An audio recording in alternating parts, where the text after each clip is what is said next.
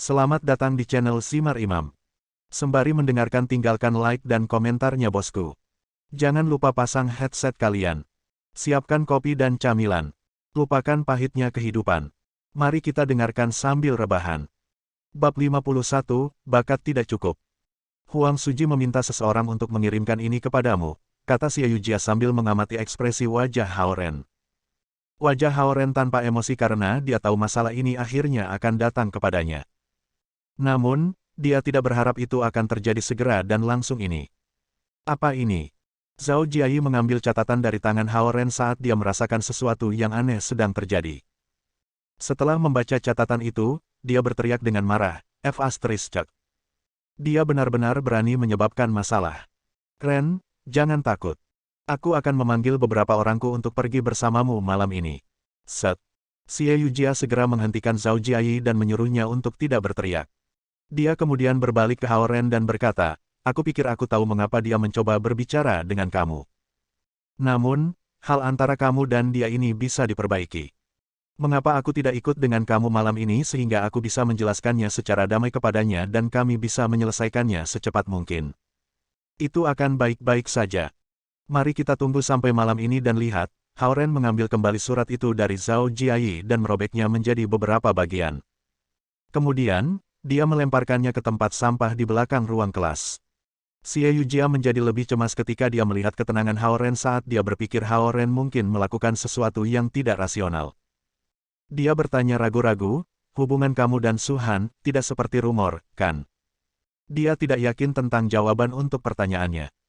Sejak terakhir kali Zhao Yanzi datang ke sekolah untuk pertandingan olahraga, Xie Yujia lebih yakin bahwa Hao Ren memiliki hubungan khusus dengan Su-han. Namun, jauh di lubuk hati, dia masih percaya bahwa Hao Ren bukan tipe orang yang mampu menimbulkan masalah. Bagaimanapun, dia tampak seperti orang yang jujur. Terutama setelah penampilannya di Athletic Games, dia mendapat apresiasi yang sama sekali baru untuk Hao Ren.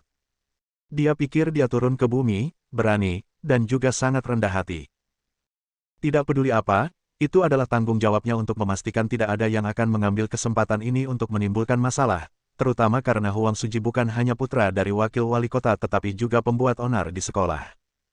Jika Zhao Jiayi dan yang lainnya memulai perkelahian dengan Huang Suji, mereka yang akan menderita lebih banyak kerugian. Su-han adalah sepupu jauhku. Kalung yang dia berikan kepada aku murni hadiah, jawab Hao Ren. Xie Yujia merasa lega. Betapa bodohnya aku berpikir bahwa Su-han adalah pacar Hao Ren. Pikirnya, baik. Aku akan ikut denganmu malam ini dan membereskan semuanya dengan Huang Suji, katanya. Tidak ada yang perlu dijernihkan, kata-kata Hao Ren tiba-tiba berubah menjadi sulit. Ketika menghadapi orang seperti Huang Suji, semakin kamu membiarkan dia menggertak kamu, semakin dia menjadi sombong. Apakah kamu berpikir mengatakan kepadanya bahwa tidak ada yang terjadi antara Su-han dan aku akan menyelesaikan masalah ini?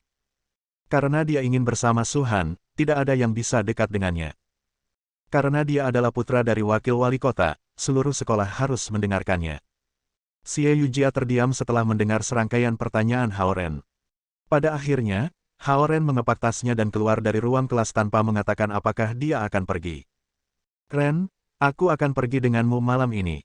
Zhao Jiayi berlari keluar dari ruang kelas dan memanggil Hao Ren. Kami akan pergi juga. Cao Ronghua dan Zhou Liren keduanya menambahkan. Pergi, aku. Aku tidak mengatakan aku akan bertemu dengannya, kata Hao Ren. Zhao Jiayi berpikir Hao Ren merasa tidak berdaya dan berkata, jangan takut. Aku akan memanggil selusin orang aku. Jika Huang Suji berani melawan kita, kita akan melawan balik. Jangan menimbulkan lebih banyak masalah. Aku akan memperbaiki masalah aku sendiri. Jika aku pergi hanya karena dia telah menyuruh aku, itu akan seperti aku menghormatinya, jawab Hao Ren. Jika kamu tidak pergi, dia akan berpikir kamu takut padanya. Zhao Jiayi berkata dengan emosional seolah dia ingin memulai pertengkaran. Dia kalah dalam perlombaan jarak jauh melawan aku, jadi dia adalah orang yang harus malu. Kenapa aku harus takut padanya? Jika aku benar-benar takut padanya, aku bahkan tidak akan bersaing melawan dia di tempat pertama. Kata Hao Ren. Benar. Persetan dengan bajingan itu. Biarkan dia menunggu di lapangan sendirian. Apa yang bisa dia lakukan tentang itu? Cao Ronghua setuju. Mereka berempat pergi ke kafetaria untuk makan siang dan kemudian pergi ke kelas seperti biasa. Sebagian besar kursus di tahun kedua adalah kursus dasar. Jadwalnya lebih sibuk karena ada sedikit waktu luang antar kelas.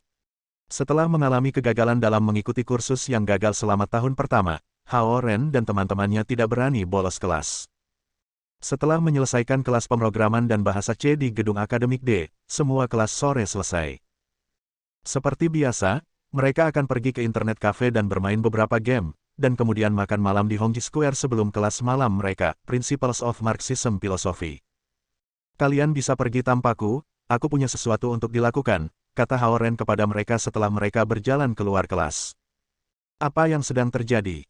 Jika kamu tidak datang, bagaimana kita akan bergabung dan memainkan taktik 3C? Zhou Liren mengeluh karena dia telah merencanakan taktik 3C-nya selama kelas.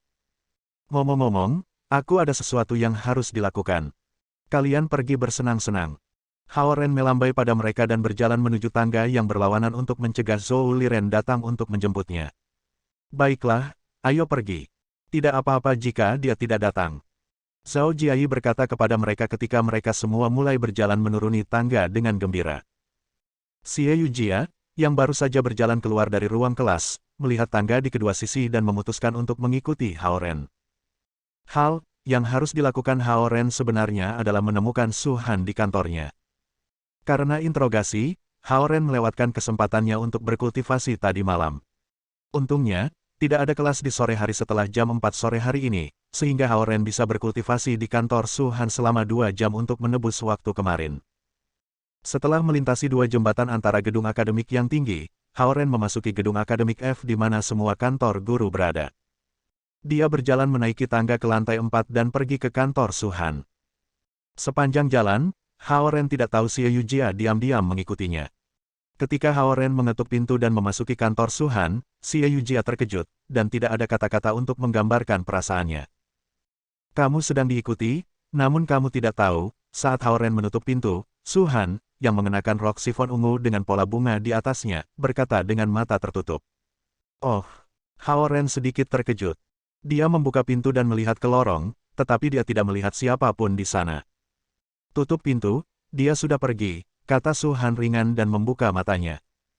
Hao Ren gelisah saat dia menutup pintu, berbalik, dan menatap Su Han. Su Han mengenakan rok sifon ungu panjang. Leher berbentuk U menghadirkan kurva klavikula seksi dan garis dada montok. Karena dia duduk bersila, kakinya yang panjang dan indah tepat di depan mata Hao Ren. Bahkan jari-jari kakinya dan kuku merah muda yang berkilauan bisa terlihat jelas. Juga, ruangan itu dipenuhi dengan sedikit aroma dupa yang sangat menghibur. Su Han menunjuk ke jendela, dan tirai yang tertutup mulai terbuka dengan sendirinya. Warna hijau dan kedamaian sekolah muncul di depan mata Hao Ren, dan cahaya terang menghapus semua getaran meragukan di ruangan itu. Lihatlah pemandangan indah di luar jendela alih-alih menatapku, Su Han sedikit membuka bibirnya dan berkata. Wajah Hao Ren memerah saat dia dengan cepat menggerakkan matanya menjauh dari kaki Su Han yang cantik dan panjang. Aku hanya mempraktikkan setengah dari gulir konsentrasi roh yang diberikan Penatua Lu kepada aku. Aku harap Sister Su dapat membimbing aku, katanya. Hah? Su Han mengangguk, biarkan aku mendengarmu melafalkan gulir konsentrasi roh. Hao Ren memikirkannya sejenak dan mulai membacanya, jalan menuju bumi dan surga, lebar, tebal, tinggi, jelas, damai, panjang, dan tak terbatas. Matahari, bintang-bintang, bulan adalah benda-benda dunia. Mengandung laut dan sungai, namun mereka tidak pernah bocor. Semuanya terkandung, seperti membaca sebuah puisi di sekolah menengah, Hao Ren mengucapkan semua yang dia ingat dalam satu percobaan. Dia kemudian memandang Su Han dan menunggu instruksi selanjutnya. Itu saja, tanya Su Han. Itu saja, jawab Hao Ren. Jadi, Lu Qing hanya memberimu bab pertama gulir konsentrasi roh. Tidak heran kamu belum membuat kemajuan setelah berkultivasi begitu lama. Orang tua itu mengatakan bahwa dia akan mengurus semuanya, namun begitu ceroboh, Su Han mengeluh pelan. Dia kemudian berkata kepada Hao Ren, aku akan membaca 2 bab gulir konsentrasi roh selanjutnya untuk kamu, dengarkan dengan cermat. Apakah validasinya nyata atau tidak, alih-alih menebak, buka dan perlihatkan, atau tutup sepenuhnya. Mereka yang membukanya merasa simpati. Mereka yang menutupnya membedakannya dengan tulus. Apakah tinggal atau pergi, itu dimulai dengan ambisi seseorang. Seperti yin dan yang, seperti lingkaran dan bujur sangkar. Jika tidak ada bentuk, lingkaran adalah jalannya. Jika ada bentuk, kuadrat adalah masalahnya. Tidak ada yang ditentukan sebelumnya. Jika ada yang salah, jalan yang salah dipilih. Hal-hal yang tidak selalu benar. Perasaan dan integritas dilupakan. Suara Sun Han jelas dan jernih dan menyenangkan untuk didengarkan. Seperti rantai mutiara, setiap mutiara adalah kata yang keluar dari mulutnya. Hao Ren duduk dengan tenang dan mendengarkan dengan cermat saat dia berkonsentrasi dan menghafal setiap kata. Hampir 20 menit telah berlalu, dan Su Han selesai membaca kata terakhir dari gulir konsentrasi roh. Dia bertanya pada Hao Ren, sudahkah kamu menghafal semua itu? Sebenarnya, Hao Ren ingin Su Han membacanya lagi. Bukan karena dia tidak bisa mengingat, tetapi karena suaranya begitu indah sehingga dia ingin mendengarnya lagi. Namun, dia tahu Su Han bukan seseorang yang ingin dia mainkan. Dia beruntung bahwa dia sudah bersedia membimbingnya. Karena itu, Hao Ren tidak akan berani untuk mendorong keberuntungannya. Jika dia tahu apa yang dia coba lakukan trik, dia akan menjadi orang yang mati lebih dulu. Ya, semua hafal, jawab Hao Ren jujur. Baiklah kalau begitu, kamu dapat mulai berkultivasi sendiri, kata Su Han dingin dan mulai berkultivasi dengan mata tertutup lagi. Jika dia tidak berpikir Hao Ren bekerja keras, dia tidak akan menghabiskan waktu ini membaca dasar-dasar gulirkan konsentrasi roh kepadanya dengan sabar. Sebagai gantinya, dia akan menamparkan semua teknik kultivasi ini ke otaknya dan menyelesaikannya. Namun, dia tidak tahu bahwa meskipun Hao Ren tidak memiliki bab kedua atau ketiga dari teknik, dia hampir sampai ke tingkat kedua teknik konsentrasi budidaya dengan menyentuh monumen batu di kuil Tao dan berkomunikasi dengan bumi dan surga. Bab 52. Asap biru melayang dari pembakar dupa, dan kantor itu begitu sunyi sehingga orang bisa mendengar pin drop. Su Han sedang bermeditasi, dan asap biru dari pembakar dupa melayang di sekitarnya tanpa terganggu. Dia tampak seolah-olah dia berhenti bernapas, dan bahkan bulu matanya masih membeku. Diam-diam, Hao Ren mengamati kecantikan yang tampak seperti kecantikan pemotretan di game online komersial. Tiba-tiba terpikir olehnya bahwa dengan kemampuannya, dia akan tahu bahwa dia menatapnya bahkan dengan mata tertutup. Mendengar hal ini, dia memalingkan wajahnya dengan tergesa-gesa dan dengan tenang membaca bab pertama dari gulir konsentrasi roh 3 kali. Setelah itu, dia menutup matanya dan mencoba memahami bab kedua. Bab kedua berhubungan dengan level kedua dari gulir konsentrasi roh. Ketika Lu Qing mengajar Hao Ren teknik kultivasi, dia tidak berharap Hao Ren menembus level pertama begitu cepat. Dia takut bahwa Hao Ren akan bergegas melalui proses dan dengan demikian hanya mengajarkannya bab pertama. Kemudian, Lu Qing tenggelam dalam bisnis dan telah merencanakan untuk memeriksa kemajuan budidaya Hao Ren dalam 1 bulan. Namun, dia tidak tahu bahwa Zhao Guang secara pribadi telah memberikan tips kepada Hao Ren, dan bakat Hao Ren lebih baik daripada yang dia pikirkan. Oleh karena itu, Hao Ren harus tersandung tanpa bab kedua dari gulir konsentrasi roh.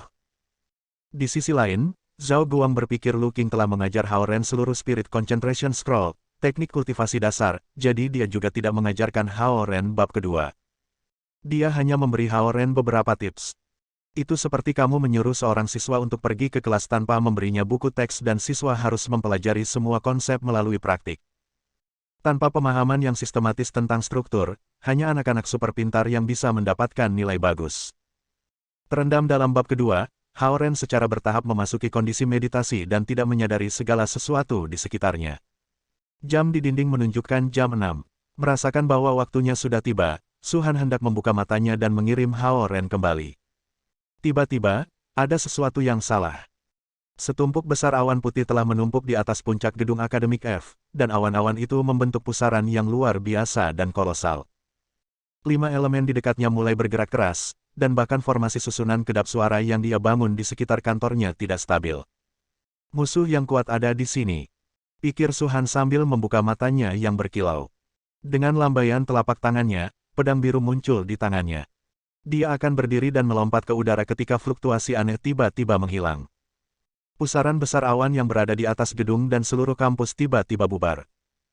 Pada saat ini, Hao Ren, yang duduk di seberang Su Han, membuka matanya perlahan dan berkata dengan malu-malu, "Saudari Su, sepertinya aku telah menembus level." "Apa?"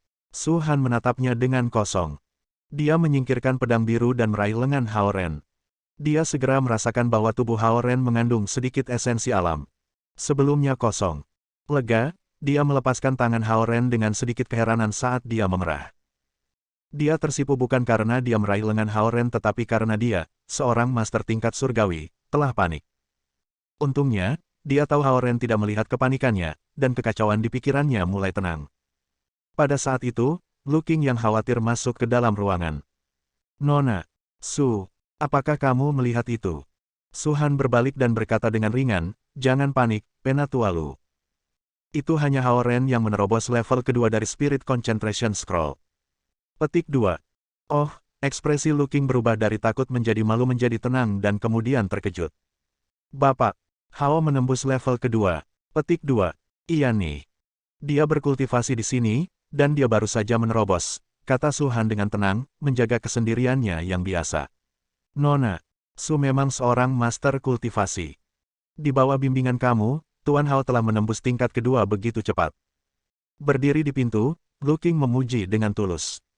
Di dalam, dia kagum bahwa Su Han tidak terpengaruh oleh perubahan yang tiba-tiba, dan dia malu pada dirinya sendiri karena panik dan bergegas ke Su Han pada gerakan sekecil apapun.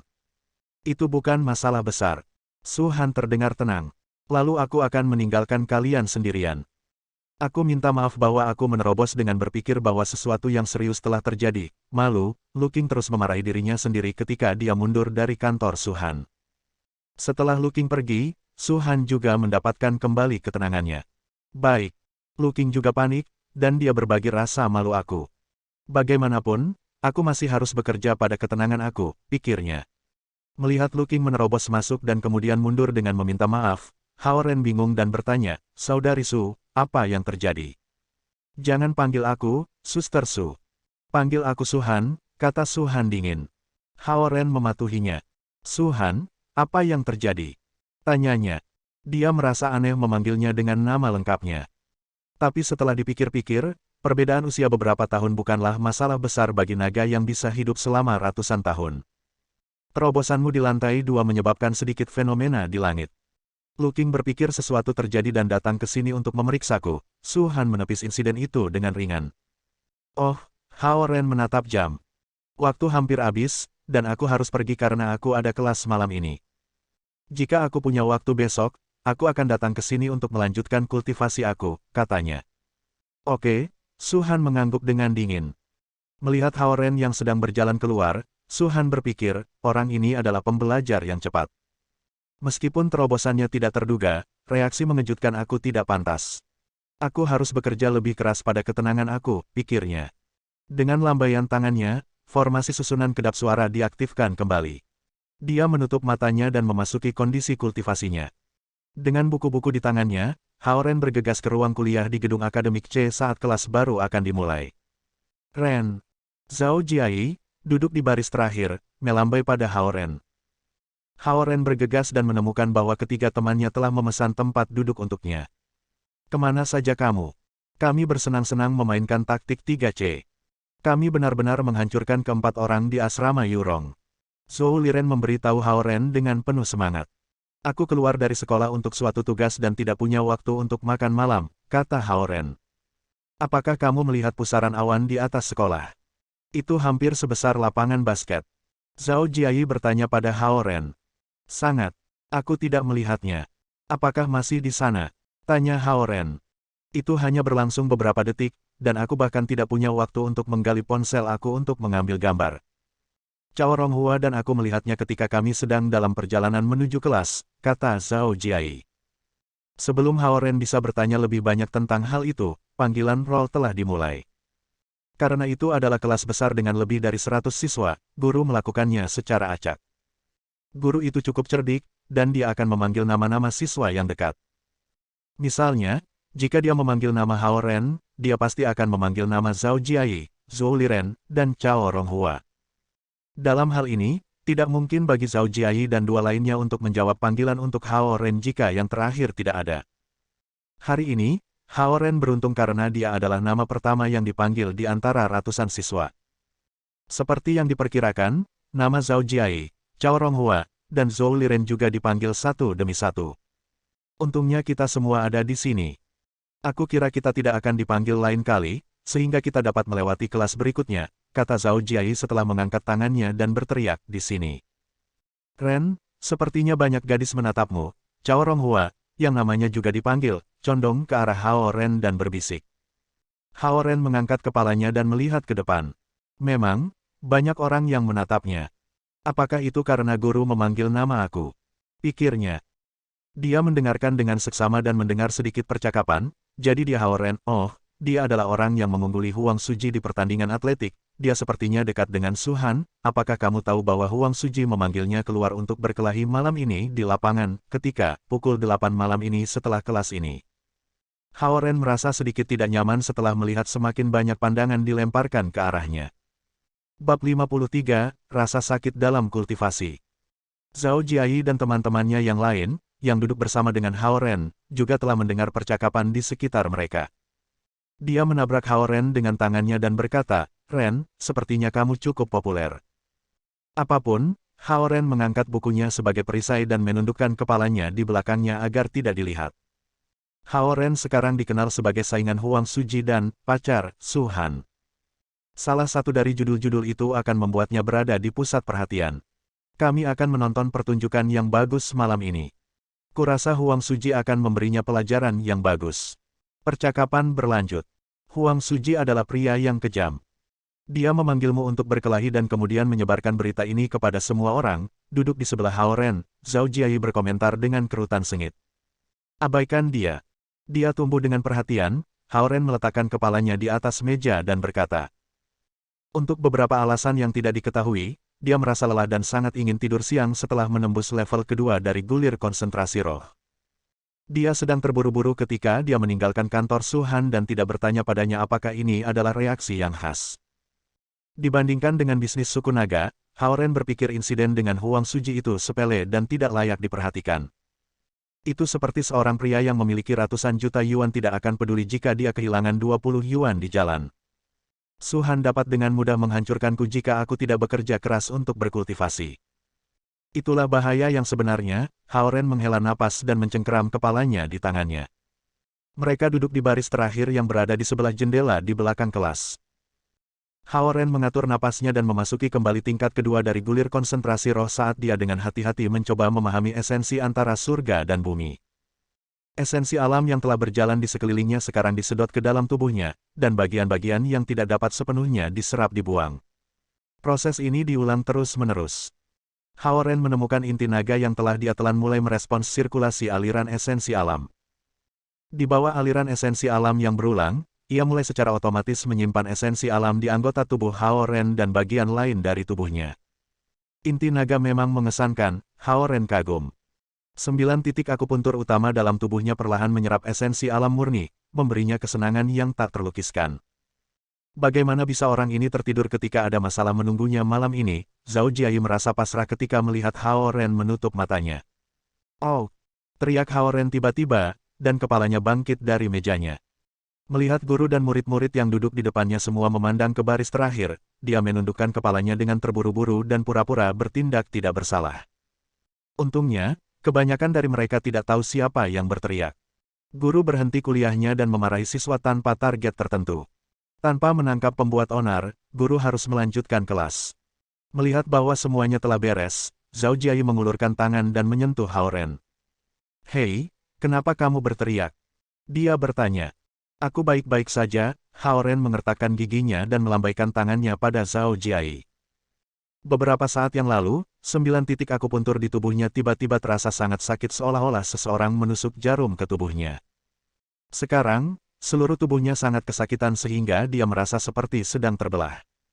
Melihat Hao Ren berkeringat kesakitan, Zhao Jiayi merasa khawatir. Apakah kamu baik-baik saja? Tanyanya. Aku baik-baik saja, Hao Ren menahan napas dan menekankan tinjunya ke meja. Dia merasakan sakit akut di setiap inci tulangnya. Sekarang dia tahu bahwa kelesuan dan kantuk beberapa saat yang lalu dan keruntuhan organ dan tulangnya yang terjadi sekarang adalah semua bagian dari proses kultivasi. Sangat menyakitkan, bahkan menumbuhkan gulir konsentrasi roh tingkat kedua, yang merupakan teknik kultivasi paling dasar, sangat menyakitkan. Bisakah aku bertahan hidup di sisa jalur kultivasi? Hao Ren mengertakkan gigi sementara pikiran itu terlintas di benaknya. Rasa sakit itu akhirnya berakhir setelah belasan napas dalam-dalam. Hao Ren menatap ke mejanya yang basah oleh keringat dan kemudian berbalik ke arah Zhao Jiayi, Zhou Liren, dan Cao Ronghua yang menatapnya dengan heran dan khawatir di mata mereka. Aku baik-baik saja sekarang. Aku mengalami kejang, Hao Ren menjelaskan. Astaga, itu adalah kram artistik. Seluruh tubuhmu berputar, kata Cao Ronghua. Dengan senyum pahit, Hao Ren menyapu telapak tangannya di atas wajahnya yang berkeringat, berpikir bahwa rasa sakitnya tidak kalah mengerikan dari siksaan kuno yang kejam. Dia sekarang mengerti mengapa Zhao Yanzi, satu-satunya putri Raja Naga, sangat lemah dalam hal budidaya. Salah satu alasannya adalah dia tidak bisa memusatkan perhatian, dan alasan lainnya adalah dia tidak bisa menahan rasa sakit. Dia teringat kata-katanya tentang bahaya kultivasi, bahaya paling tidak adalah kehilangan anggota tubuh dan bahaya terburuk adalah kematian. Meskipun jalur kultivasi tidak seram seperti yang dia gambarkan, risikonya memang tinggi. Kemudian, dia tiba-tiba memikirkan Su Han yang juga seorang wanita tetapi telah menjadi guru tingkat surgawi di usia 20-an. Itu tidak hanya membutuhkan bakat yang tidak biasa tetapi juga ketabahan yang besar. Di kantornya, Su Han menatap jam dan bergumam pada dirinya sendiri, "Yah, rasa sakit seharusnya berlalu." Jika dia tidak bisa menahan kesulitan kecil seperti itu, dia tidak akan pernah berhasil di masa depan. Petik 2. Lalu dia meletakkan botol pil emas kecil yang ada di tangannya. Di ruang kuliah di gedung akademik C, Hao Ren, yang masih belum dalam lingkaran kultivasi, tidak menyadari fakta bahwa ada pil yang bisa mengurangi rasa sakit seperti itu. Dia meregangkan dan menemukan bahwa setiap sambungan di tubuhnya lebih fleksibel, dan kekuatannya telah mencapai tingkat puncaknya. Tidakkah kamu berpikir bahwa Hao Ren sedikit lebih tinggi tiba-tiba? Zhou Liren, yang duduk paling jauh dari Hao Ren, bertanya pada Cao Ronghua dengan berbisik. Cao Ronghua menoleh untuk melihat Hao Ren. Dia tidak berpikir Hao Ren telah tumbuh lebih tinggi tetapi percaya bahwa kehadiran Hao Ren berbeda. Kulitnya lebih halus, matanya lebih cerah, dan bahkan rambutnya lebih lembut. Mengutuk. Apa aku suka dengannya sekarang? Cao Ronghua menggigil tak nyaman.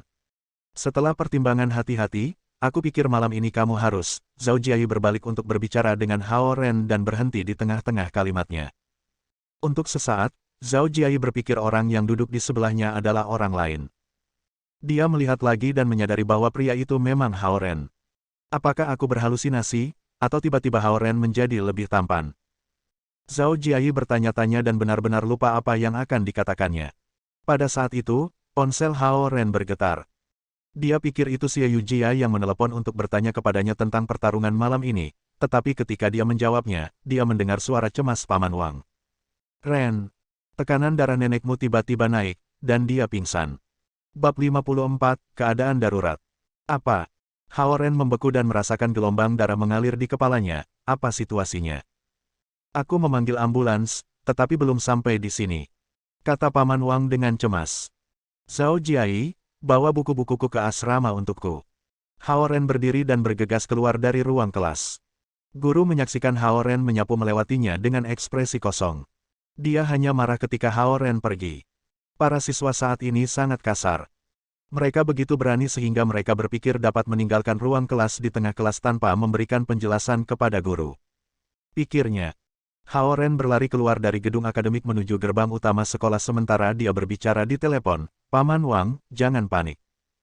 Apakah kamu menelepon rumah sakit di dekat pondok dan meminta mereka untuk menjemput nenek aku?" Petik 2. Aku tidak dapat menemukan nomor telepon mereka. Paman Wang terdengar sangat gelisah. Merasa berdiam diri karena pusing kepala Paman Wang, Hao Ren berlari keluar dari gerbang utama sekolah dan mencoba mengambil taksi. Karena sekolah berada di pinggiran kota dan hampir jam 8 malam, ada banyak taksi di daerah itu. Dia berdiri di sana sebentar sebelum melihat beberapa taksi, tetapi mereka semua memiliki penumpang di dalamnya. Di setengah menit dia mencoba mengambil taksi, Hao Ren terus berbicara dengan Paman Wang. Namun, setengah menit ini sepertinya lebih dari 1 abad. Dia bahkan berpikir tentang melompat ke tengah jalan dan menghentikan mobil acak.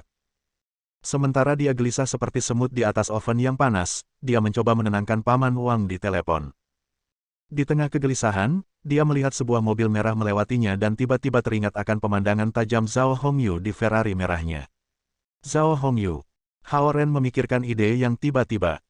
"Paman Wang, aku akan menutup telepon sekarang karena aku perlu meminta bantuan. Panggil aku ketika situasinya berubah." Hao Ren mengakhiri panggilan dan meraba-raba daftar kontaknya. Setelah menemukan nomor Zhao Hongyu, dia memutar nomornya. Ketika Hao Ren menemani Zhao Yanzi naik gunung di perjalanan akhir pekan itu, Zhao Hongyu memberinya nomor teleponnya jika terjadi keadaan darurat. Dia belum menggunakannya sampai sekarang. Biasanya, dia tidak akan mengganggu orang tua Zi. Karena situasi ini sangat mendesak dan orang tuanya masih di luar negeri, satu-satunya yang bisa dipikirkan oleh Hao Ren sekarang adalah orang tua Zhao Yanzi. Telepon berbunyi bip 6 kali, dan tidak ada yang menjawab. Hao Ren sangat gelisah sehingga telapak tangannya yang memegang telepon mulai berkeringat. Halo. Telepon itu tiba-tiba dijawab, dan suara lembut Zhao Hongyu datang melalui telepon. Bibi. Ini aku. Hao Ren berteriak dengan mendesak. Oh, ini kamu, Ren. Mengapa kamu tidak datang ke sini dan mengajar si hari ini? Aku akan menelepon kamu untuk menanyakannya, kata Zhao Hongyu. Aku ada kelas malam ini, dan aku melewatkan kelas untuk mengajar si minggu lalu. Aku memberitahu Zi kemarin. Hao Ren menjelaskan dalam benaknya.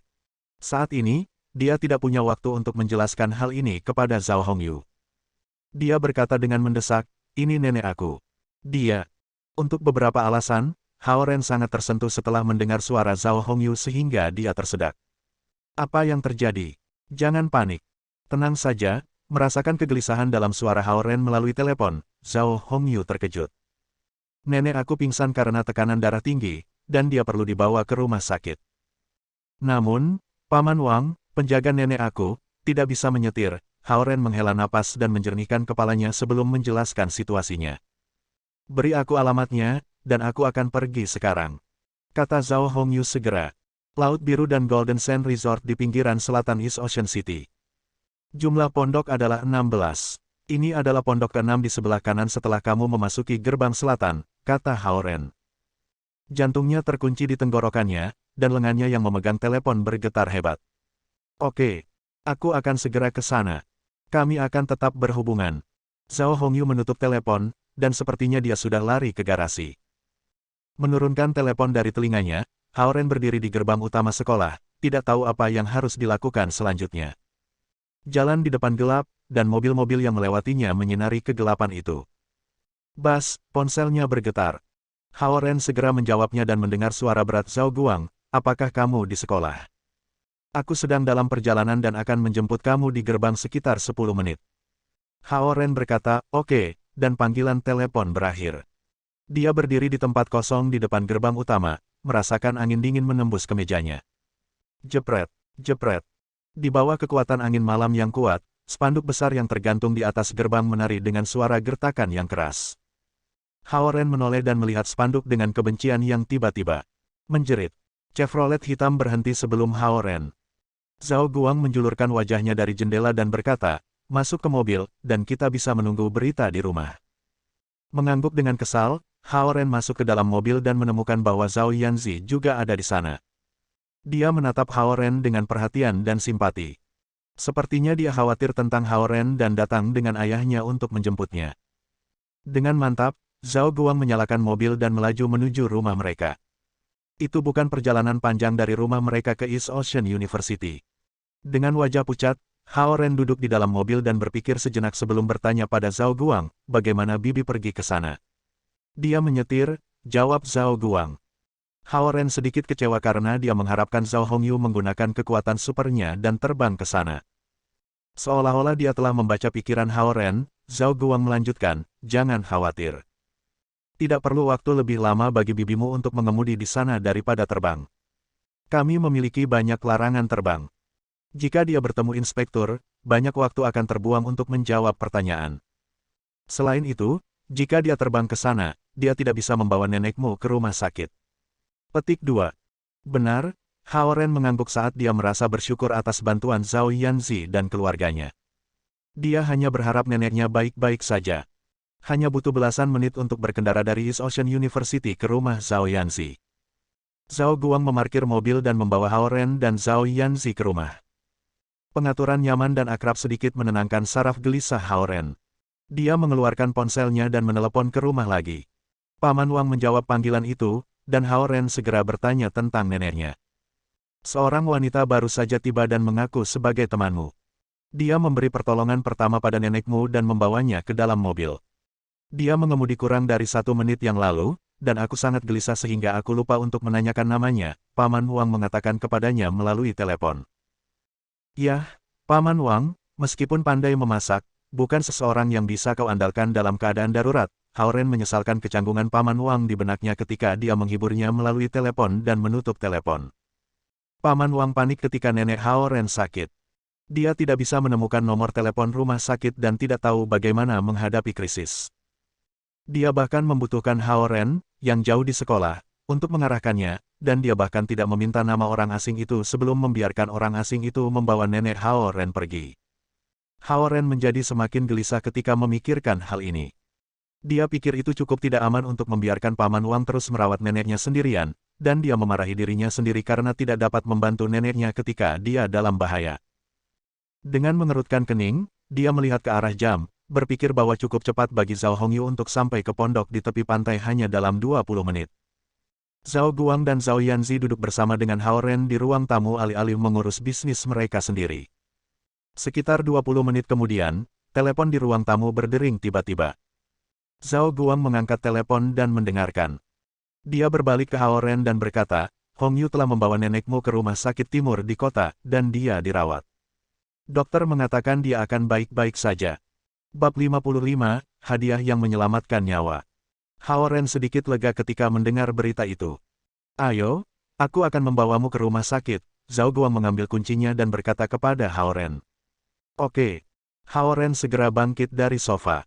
Zhao Yanzi juga mengikutinya ke pintu. Zhao Guang melaju dengan lancar, dan mereka mencapai rumah sakit timur dalam 20 menit. Dia menghubungi Zhao Hongyu dan menemukan bahwa nenek Hao Ren dalam kondisi stabil dan ditempatkan di tempat tidur rumah sakit. Mereka berjalan di sepanjang tangga dan melewati koridor yang sunyi. Kemudian, mereka mencapai kamar yang disebutkan Zhao Hongyu.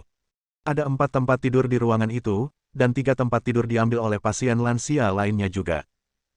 Zhao Hongyu tidak ingin Zhao Yanzi menjadi berisik, jadi dia memberi isyarat membisu padanya sebelum mereka masuk. Nenek Hao Ren berbaring telentang di tempat tidur, dan dia meneteskan infus di lengannya, itu adalah solusi salin. Matanya tertutup, dan napasnya tampak teratur. Kerutan di wajahnya seperti lembah di antara perbukitan. Dokter mengatakan dia akan baik-baik saja setelah beristirahat selama 2 hari. Zhao Hongyu melangkah maju dan berkata kepada Hao Ren dengan lembut. Terima kasih, Bibi. Hao Ren merasa lega dan berjalan mendekat untuk melihat neneknya. Karena ini darurat, dia dimasukkan ke bangsal standar seperti ini. Aku akan berbicara dengan mereka besok dan melihat apakah mereka dapat memindahkannya ke satu kamar, Zhao Hongyu berbisik kepada Hao Ren dari belakang. Tidak apa-apa, Hao Ren berbalik, tidak tahu bagaimana harus berterima kasih padanya. Aku perlu membayar banyak tiket tilang besok, tapi aku punya janji dengan Philip Stark karena dia ingin mengunjungi studio aku.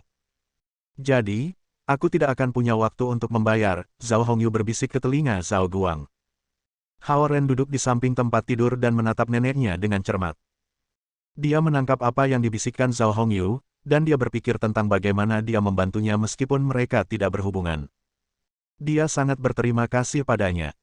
Biarkan aku membayar tiketnya, Bibi, dia menoleh ke Zhao Hongyu dan berkata. Dia terkejut melihat betapa tajam pendengaran Hao Ren. Setelah jeda sesaat, dia menggelengkan kepalanya dan tersenyum, tidak apa-apa. Hanya ada 2 atau 3 dari mereka. Petik 2. Zhao Guang memandang Hao Ren dan berpikir sebentar.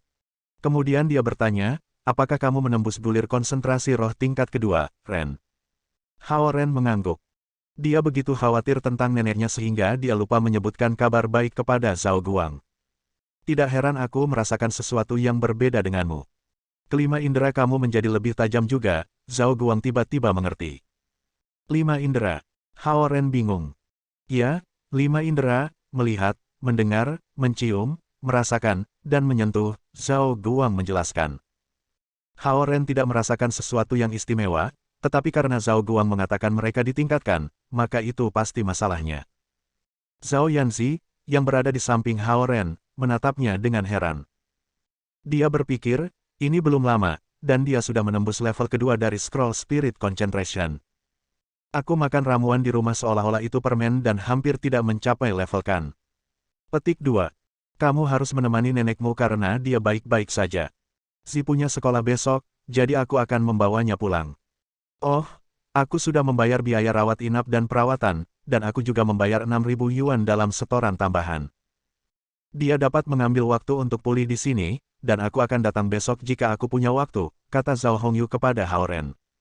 Aku akan membayarmu kembali. Terima kasih, Bibi. Hao Ren berkata dengan tulus. Ini tidak banyak uang jadi jangan khawatir tentang itu. Merawatnya adalah prioritasmu. Zhao Hongyu menggandeng lengan Zhao Yanzi, dan mereka bertiga pergi. Hao Ren tinggal di bangsal, menunggu neneknya bangun. Dia akhirnya sadar di tengah malam ketika Hao Ren hendak tertidur. Ren. Dia memanggil dengan lembut begitu dia melihatnya di samping tempat tidurnya. Hao Ren tiba-tiba terbangun oleh suaranya, dan dia menggosok matanya untuk melihat lebih baik. Ketika dia melihat neneknya bangun, dia memanggil dengan gembira, "Nenek." Kemudian, dia segera menutup mulutnya ketika dia ingat bahwa masih ada penatua lain di ruangan itu. "Mengapa aku di sini?" Neneknya bertanya. "Kamu pingsan di rumah, jadi kami membawamu ke rumah sakit," jawab Hao Ren ringan. "Oh, aku ingat sekarang. Aku sedang membersihkan rumah, tapi aku tidak ingat apa yang terjadi selanjutnya." Dia mengangkat lengannya yang kurus dan mencubit dahinya sambil melanjutkan, "Mengapa kamu di sini? Bukankah kau seharusnya di sekolah?" Petik 2. Hao Ren mengatakan kepadanya apa yang sebenarnya terjadi. Namun, ia mengganti identitas, ibu mertua, Zhao Hongyu menjadi ibu muridnya. Kalau begitu, mereka adalah keluarga orang baik. Aku harus berterima kasih kepada mereka secara pribadi setelah aku pulih. Nenek menghela nafas. Dia terlalu lemah untuk melanjutkan pembicaraan mereka, jadi dia membujuknya untuk beristirahat lagi karena dia tidak ingin dia pingsan lagi. Ketika dia memandangi cucunya yang berbakti, dia senang dan lupa tentang kondisi kesehatannya. Saat matahari terbit, seorang perawat membawakan sarapan, dan Hao Ren mengambilnya darinya dan memberi makan neneknya dengan hati-hati. "Ren, hari ini hari Jumat, jadi kamu masih harus pergi ke sekolah, kan?" Nenek bertanya ketika Hao Ren mengangkat sendok penuh sup. "Tidak apa-apa. Aku bisa mengambil cuti sehari untuk menemani kamu," kata Hao Ren segera. Dia berencana untuk kembali pada akhir pekan untuk menemani neneknya, tetapi dia tidak berpikir bahwa hal seperti ini akan terjadi. Hao Ren merasa bersalah ketika memikirkan neneknya berada di rumah sendirian ketika Paman Wang tidak pandai merawatnya. Namun, kata-kata neneknya mengingatkannya pada Zhao Jiayi dan teman-temannya. Dia memanggil mereka dan menyuruh mereka untuk membantunya. Itu berarti jika seorang guru hadir, Zhao Jiayi dan teman-temannya perlu memberitahu guru tentang situasinya. Nenek harus terus meneteskan infusnya hari ini, dan Hao Ren bola-balik sebagai cucu berbakti. Dia mencuci handuk dan mengupas apel untuknya, melakukan apapun yang dia bisa. Pada sore hari, Hao Ren menerima pesan teks dari Xie Yujia, menanyakan tentang kondisi neneknya. Hao Ren tahu dia pasti mendengar Zhao Jiayi ketika dia menjelaskannya kepada guru, dan pesan ini adalah caranya merawatnya. Meskipun itu hanya teks yang ramah, Hao Ren masih agak tergerak olehnya. Nenek melihat Hao Ren ragu-ragu di ponselnya, jadi dia tertawa, "Apakah itu pacarmu?" "Tidak," dia tertawa dan mengetik, "Terima kasih sudah bertanya," setelah beberapa detik ragu. "Itu normal untuk punya pacar seusiamu," nenek dengan ramah mengemukakan topik lama lagi. Hao Ren tahu bahwa dia memiliki konsep tradisional para petani pinggiran dan percaya bahwa anak laki-laki harus mulai berkencan pada usia 20 dan menikah sebelum mereka menginjak usia 25 tahun. Namun, mengingat usianya, dapat dimengerti bahwa dia ingin memiliki seorang cucu perempuan mertua sesegera mungkin. Karenanya, dia tidak berdebat dengannya. Yang aneh adalah, Xie Yujia akan selalu muncul di kepalanya setiap kali neneknya mengangkat topik ini. Seolah instingnya memberitahunya bahwa seorang gadis yang cerdas dan pengertian seperti dia akan menjadi tipe menantu perempuan yang diinginkan neneknya. "Tapi jika kamu punya pacar, dia mungkin akan mengunjungiku sekarang karena aku sakit, kan?" Nenek tidak ingin membiarkan topik ini tergelincir, jadi dia terus bertanya dengan ragu-ragu. Saat dia menyelesaikan kalimatnya, Zhao Yanzi memasuki ruangan dengan rasa ingin tahu. Dia mengenakan seragam sekolah birunya dan membawa ransel pink di punggungnya. Bersambung. Nantikan bab selanjutnya bosku.